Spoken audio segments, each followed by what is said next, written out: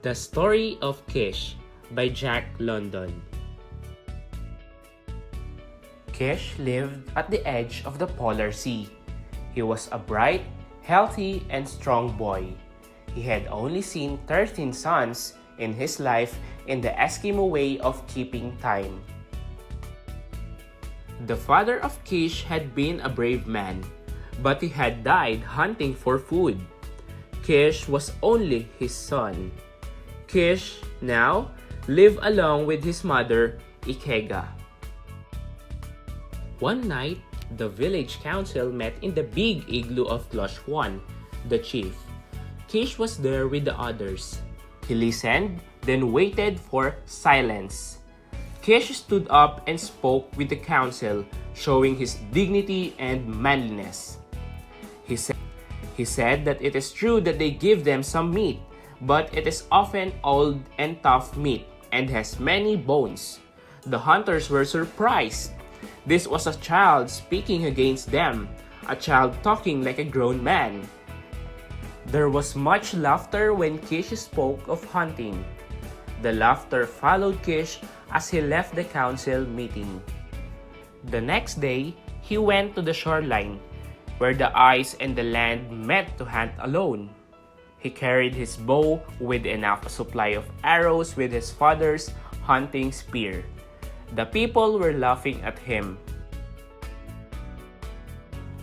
However, 3 days have passed and there was no sign of Keesh.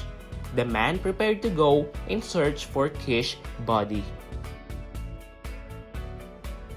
Early next morning, Keesh walked into the village. Across his shoulders was fresh meat. There was much talk after Keesh went to his igloo. The killing of a bear was so dangerous. So began the mystery of Keesh. On his next trip, he killed a young bear, and on the following trip, a large male bear and its mate. Then there was a talk that he uses magic and witchcraft when hunting, and the other said that maybe his father's spirit helps him. The council sat up late, talking about Keesh and the meat. They decided to spy on him. On Keesh's next trip, 2 young hunters, Beam and Bon, followed him. After 5 days, they returned.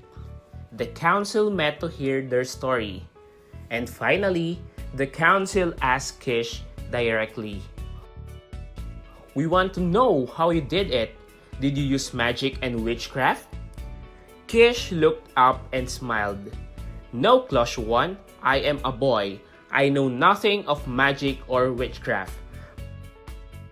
But I have found an easy way to kill the ice bear. It is a headcraft, not witchcraft. I will tell you, it is very simple. Watch." Keesh picked up a thin piece of whale bone.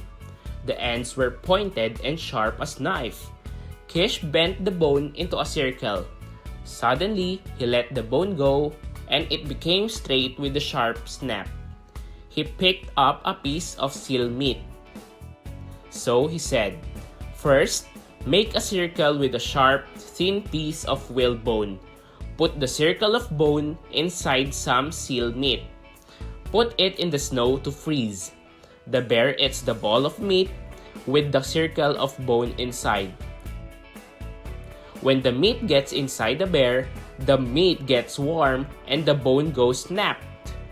The sharp points make the bear sick. It is easy to kill them. It is very simple."